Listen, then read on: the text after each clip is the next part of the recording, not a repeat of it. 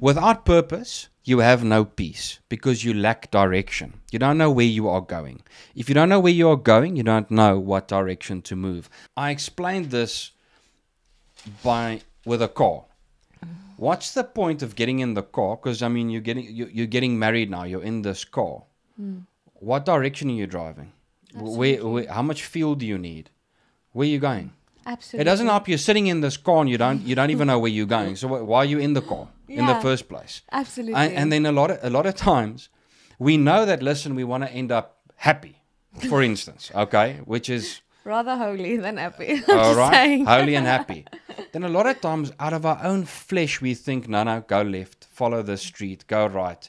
This is the way. But if you're in the Word, God gives you the easiest and shortest, most direct route to become joyfully happy in Christ.